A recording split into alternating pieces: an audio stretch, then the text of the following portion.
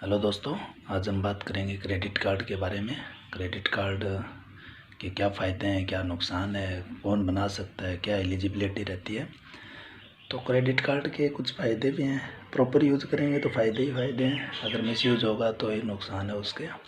Eligibility में जाएंगे तो एलिजिबिलिटी इसकी रहती है कि आपका या तो सैलरीड एम्प्लॉय हो तो कोई टेंशन नहीं है, उनका तो कोई दिक्कत ही नहीं है।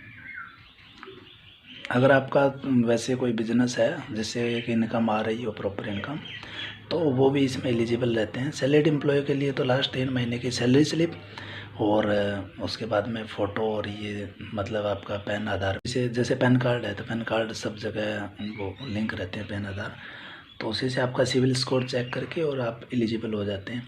तो अलग अलग बैंकों के अलग अलग क्रेडिट कार्ड हैं, तो जैसे HDFC हो गया, SBI, ICICI, सभी के लगभग आते हैं।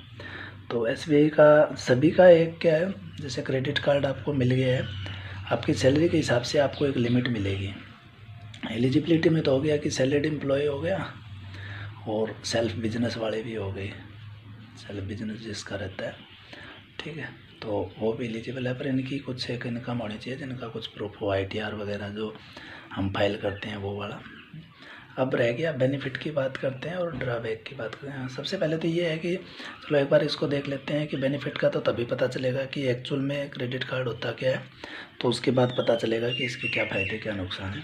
जैसे आपने क्रेडिट कार्ड बनवाया और आपको लिमिट मिल गई, मान लो जैसे 1 लाख रुपए की, तो क्रेडिट जैसे नाम से ही पता चल रहा है कि आपको एडवांस में, आपके पास 1 लाख रुपए की लिमिट है तो आप 1 लाख रुपए तक की शॉपिंग कर सकते हो। बिल पे करना है, कुछ भी करना है, उतना आप 1 लाख रुपए तक कर सकते हो। इस महीने 5,000 रुपये की कोई शॉपिंग करनी है, ये बिल पे या कुछ भी करना है, जैसे डीजल पेट्रोल भरवाना है या कोई शॉपिंग करनी है, 5,000 रुपये की शॉपिंग कर दी। इसके बाद में उसको हर महीने एक बिलिंग डेट रहता है और एक पेमेंट डेट रहता है, तो उसमें आपको क्लियर कर देना है कि जैसे बिल जनरेट हुआ तो उसके बाद एक पेमेंट डेट दिया रहता है, वो पहले से ही रहता है, तो उसी डेट से पहले आपको ये 5,000 भर देने हैं। 1 लाख एज इट इज वहाँ पे दिखाता रहेगा। मान लो इसमें से 50,000 आपने शॉपिंग कर लिया, तो 50,000 जो जब बिल जनरेट होगा तो जितना बिल होगा, जितना आपने शॉपिंग किया होगा उस महीने में, तो उतना बिल आएगा और वो आपको पे कर देने हैं।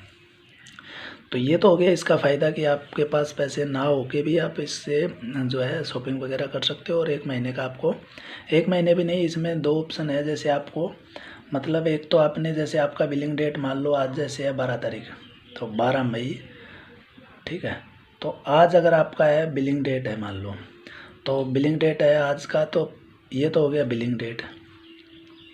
अब रहेगा इसके बाद एक आएगा पेमेंट डेट। तो पेमेंट डेट आज जैसे बिल जनरेट हो गया, यानी आपने यस्टरडे, कल तक जो शॉपिंग किया था 11 मई तक, तो उसका आपका बिल जनरेट हो गया। पिछली 12 बिलिंग डेट है, तो मतलब पिछले अप्रैल की 13 तारीख से लेके मई 11 तक जो भी आपने शॉपिंग किया होगा वो सब कल मतलब आज की डेट में बिल जनरेट हो जाएगा। फिर आपको इसका पेमेंट करना है इसके 20 दिन बाद, तारीख को 1 जून को आपको इसका पेमेंट करना है, ठीक है। तो ये हो गया पेमेंट डेट, ये 20 दिन का डिफरेंस रहता है, ठीक है। अभी मान लो आज जैसे आपने शॉपिंग, आज जैसे बिल जनरेट हुआ, बिल जनरेट होने के बाद अगर आपने शॉपिंग की, मान लो शॉपिंग हुई आपकी 13 तारीख को, ठीक है, शॉपिंग आप कर रहे हो 13 मई को, तो आपका इसका बिल कब जनरेट होगा? बिलिंग तो 12 तारीख है, तो ये तो मई तो क्रॉस कर गया, तो अभी आपका बिलिंग होगा, मान लो आपका जैसे हो गया 12 जून को बिल जनरेट होगा, ठीक है। अब बिल जनरेट 12 जून को हो गया, तो पेमेंट कब करनी है? पेमेंट आपको करनी है 20 दिन इसका, यानी 1 जुलाई के आस, मतलब 1 जुलाई को ही मानो, 1 जुलाई को। तो आज जो शॉपिंग की, इसको, इसका जो पेमेंट आप 1 जुलाई को करोगे तो आपको लगभग ये जो है 48 से 50 दिन का टाइम मिल जाएगा। तो सबसे बड़ा फ़ायदा ये हो गया कि आज वाली जो शॉपिंग है वो 48-50 दिन आपको बिना कोई इंटरेस्ट जाता है, इतना दिन, ठीक है। उसके बाद सपोज करो आपने, ये तो आपने 12 को बिल जनरेट हुआ, 13 को शॉपिंग कर लिया। अब सपोज करो आप 11 जून को करो, ये बिलिंग 12 को होनी है तो 11 जून को कर रहे हैं, तो अगर 11 जून को करते तो भी आपका बिल तो है वो तो इसी डेट में जनरेट होगा, किस में, ये 12 जून में शॉपिंग की 11 जून में बिल जनरेट हुआ, 12 जून में पेमेंट करनी है आपको 1 जुलाई को, तो इधर आपको 20 दिन का टाइम मिलेगा। तो इसका मतलब है क्रेडिट कार्ड में 20 दिन से लेके 50 दिन तक देख के आपको इतने दिन का ये इंटरेस्ट फ्री आपको ये पैसा मिल जाता है एक हिसाब से। मतलब आप इंटरेस्ट में आपको इतना फ़ायदा मिल जाता है। अब ये अगर 1 लाख इसका ये है जो लिमिट है, मान लो आपने 50,000 का ये कोई शॉपिंग कर लिया और आपको 50 दिन मिल गए, तो लगभग आपको यही है 200-400 रुपये का तो बेनिफिट हो ही गया इधर। 50 दिन इंटरेस्ट फ्री हो गया, 50 दिन के बाद आप भर सकते हो, ठीक है। तो ये इसका एक फ़ायदा हो गया। दूसरा फ़ायदा ये हो गया कि जैसे 50,000 का आप शॉपिंग करोगे तो आपको अलग अलग क्रेडिट कार्ड पे अलग अलग जैसे स्कीम रहता है, तो आपको रिवार्ड पॉइंट भी मिलते हैं, ठीक है। तो रिवार्ड पॉइंट मिल गए। रिवार्ड पॉइंट कितना मिलता है? 100 पे, किसी में 100 पे 1 पॉइंट मिलता है, किसी में 100 पे 2 मिलते हैं, ऐसे अलग अलग है। इसकी जो क्रेडिट कार्ड बनवाते हैं उस टाइम इसकी एक फ़ीस भी रहती है, तो जिस हिसाब से ये रिवार्ड पॉइंट या जो जो ऑफर होते हैं तो वो फ़ीस भी उसकी उसी हिसाब से होती है। जैसे मान लो कोई क्रेडिट कार्ड है जिसकी साल की फ़ीस है 500 रुपये, तो उसमें ये रिवार्ड पॉइंट हो सकता है 100, मतलब 100 के पीछे 1 रिवार्ड पॉइंट मिलेगा, ठीक है। जैसे एक IRCTC SBI का क्रेडिट कार्ड आता है तो उसमें आप IRCTC से टिकट बनवा सकते हो उस रिवार्ड पॉइंट से। तो जैसे अलग अलग है, तो ये रिवार्ड पॉइंट आपका 100 के पीछे 1 मिलेगा। 100 रुपये की शॉपिंग होगी तो 1 रिवार्ड पॉइंट मिल जाता है, ठीक है। नॉर्मली कहीं कहीं ये जो होटल वगैरह में 2-2 3-3 पॉइंट भी मिलते हैं ऑफ़र के हिसाब से, पर ये तो मान के चलो 1 मिल ही जाएगा, ठीक है। तो ये 1 पॉइंट कहीं कहीं 1 रुपये के बराबर भी है कुछ कुछ क्रेडिट कार्ड में। तो अब मान लो 100 रुपये पे आपको 1 रुपये ये मिल गया, इधर 50 दिन का आपको ये टाइम मिल गया जो इंटरेस्ट फ्री टाइम मिल गया। उसके बाद में जो इसकी फ़ीस होती है, जैसे मान लो इसकी 1000 रुपये फ़ीस है, 999 रुपये मान लो इसकी सालाना फ़ीस है, तो इस पर भी आपको कुछ एक लिमिट रहती है कि आप मान लो साल में अगर 1 लाख रुपये तक की शॉपिंग कर देते हो तो आपको ये जो है रिबेट मिल जाता है, ये फ्री हो जाती है, ये फ़ीस नहीं लगेगी, फिर आपको रिटर्न आ जाएगी। फर्स्ट महीने तो आपको देनी पड़ती है जब स्टार्टिंग होता है साल का, पर ये जैसे 1 लाख होम की तरह वापस मिल जाता है कि आपने भाई ये वेव ऑफ हो गई आपकी, ठीक है। तो ये तो हो गया आपका, इसके ये भी एक फ़ायदा हो गया कि आप जितना ज़्यादा शॉपिंग करेंगे उतना आपको ये जो आपका लिमिट ये माइलस्टोन कंप्लीट होगा तो आपको ये बेनिफिट मिल जाएगा। तीसरा क्या है, क्रेडिट कार्ड यूज़ करने से और प्रॉपर पेमेंट करने से, ट्रांजैक्शन होने से आपको क्रेडिट स्कोर पे भी असर पड़ता है। मान लो क्रेडिट स्कोर आपका जो रहता है, कोई भी लोन लेते हैं ना तो बैंक आजकल यही देखता है क्रेडिट स्कोर, तो आपका क्रेडिट स्कोर भी इससे अगर प्रॉपर आप इसका यूज़ कर रहे हो तो क्रेडिट स्कोर इससे बढ़ जाता है आपका। तो ये तो आपको दिख नहीं रहा है पर ये भी एक फ़ायदा है। पर इसका अपोजिट भी, अगर आप सही से पेमेंट नहीं करोगे तो ये डाउन भी हो जाएगा क्रेडिट स्कोर, ठीक है। तो इसलिए प्रॉपर यूज़ करेंगे तो इसके फ़ायदे ही फ़ायदे हैं, ठीक है। और आप जैसे ऑनलाइन शॉपिंग वगैरह करते हो तो उस पर भी लिखा रहता है, जैसे SBI से शॉपिंग करो तो आपका 10% कैशबैक है, ठीक है। ICICI से करो, अलग अलग जैसे साइट में फ्लिपकार्ट में कुछ आ जाता है, अमेजोन में कुछ आ जाता है, ऐसे करके, तो ये भी आपका एक बेनिफिट है, ठीक है। जो डेबिट कार्ड में क्या है, डेबिट कार्ड में इसकी लिमिट रहती है, जैसे 10% होगा तो डेबिट कार्ड में 500 रुपये तक का होगा कि आप भाई कोई चीज़ जैसे 10,000 की ख़रीदनी है मान लो, तो आपका डेबिट कार्ड में बोल देगा कि आपको 10% मिलेगा पर मैक्सिमम 500 ही मिलेगा। और क्रेडिट कार्ड में कई बार 1000, कई बार 1500, ये जो है इससे ये ज़्यादा ही होता है। तो डेबिट कार्ड से भी खरीद सकते हैं, पर इससे जो ये ऑफ़र मिलेगा ये इसकी कंपैरिजन में कम मिलेगा। एक तो 10% लिखा ज़रूर होगा पर ये जो अपर लिमिट है डेबिट कार्ड में ये दे देता है 500-700 रुपये, क्रेडिट कार्ड में ये थोड़ी ज़्यादा देता है, तो ये एक बेनिफिट हो गया, ठीक है। और ये इंटरेस्ट फ्री तो है ही, आपको कोई वो नहीं। उसके बाद एक और है, ये 1% मिला, इधर इंटरेस्ट फ्री मिला, इधर आपका क्रेडिट स्कोर बढ़ा। एक और है, अगर बिल पेमेंट करते हो तो जैसे बिल पे करना है अपने को, तो तब भी आप मान लो जैसे बिल पे किया तो आपने, आजकल तो बहुत सारे ऐप हैं, जैसे IPL में दिखाता था क्रेड वाला, ठीक है। तो क्रेड में भी आपको कुछ ना कुछ कैशबैक आता है बिल पे करने पे।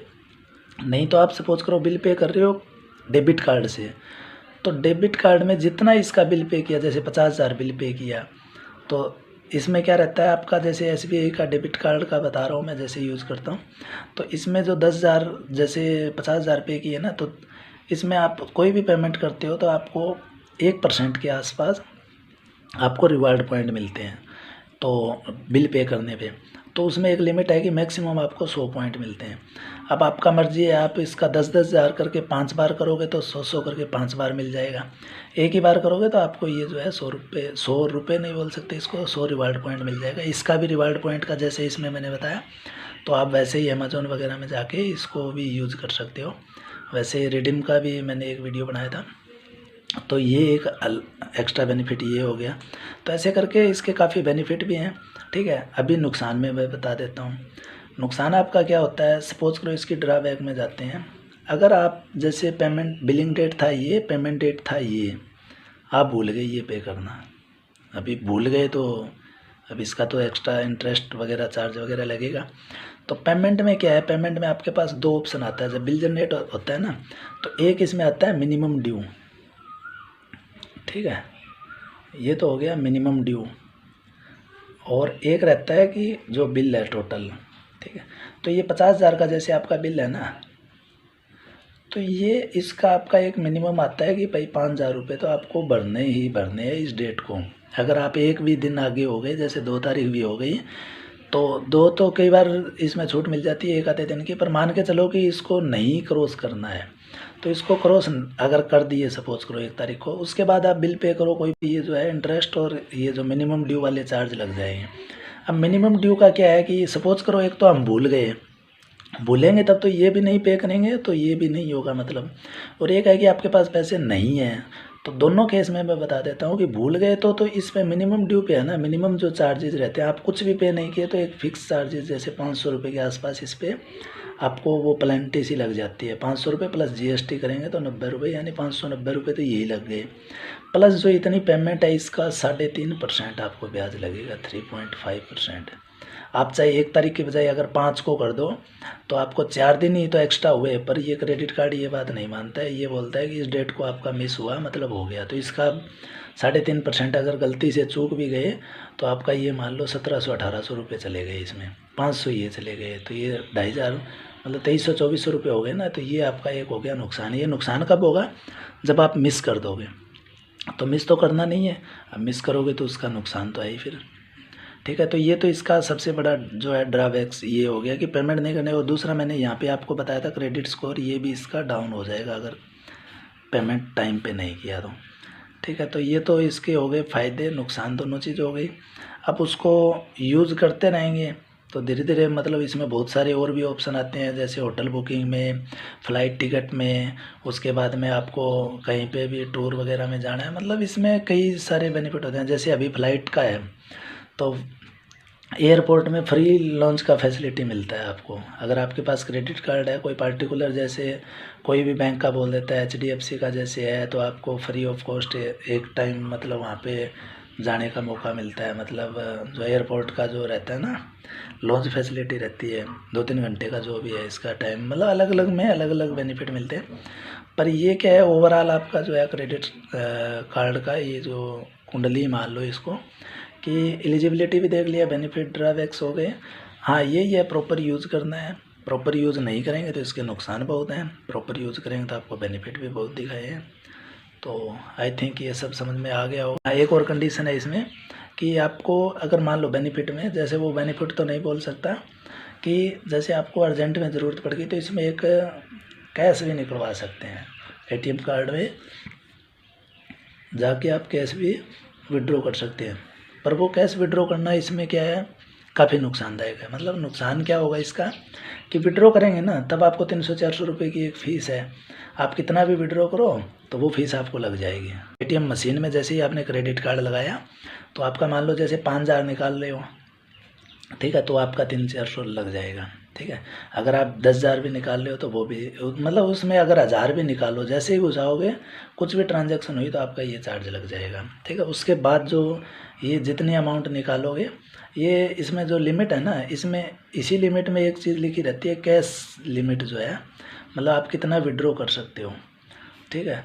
तो जितना करोगे ये प्लस जो इंटरेस्ट रेट है वही 3.5% है इसका, तो ये कैश तो करना ही नहीं है मतलब, ठीक है। ये बहुत ही अर्जेंट हो गया तो आप कोई भी, जैसे आजकल तो मोबीक्विक हो गया, मोबीक्विक, पेटीएम, इन सब में एक ऑप्शन रहता है कि आप उसमें ऐड करके मोबीक्विक, पेटीएम, इनके वैलेट में ऐड करके और आप क्रेडिट कार्ड से ऐड करके और अकाउंट में ट्रांसफ़र कर सकते हो। पर इसमें भी चार्ज है, 3-4% के आसपास चार्ज रहता है। पर इसमें ये फ़ायदा हो जाता है कि जैसे आपको 2000 रुपये निकालने हैं तो 2000 रुपये उधर ट्रांसफ़र करके और अपने अकाउंट में निकाल सकते हो। और इससे अगर 2000 निकालोगे तो आपको 400 रुपये तो ये लग गए, प्लस जो ब्याज होगा वो तो लगना ही है। ठीक है, तो ये जो कैश विड्रॉल वाला है ये इतना फ़ायदेमंद नहीं है, पर ये जो है मतलब है एक आपके पास इमरजेंसी कंडीशन में ऑप्शन है। ठीक है, तो आई थिंक ये पूरा डिटेल सबको पता चल गया होगा। ठीक है, थैंक यू।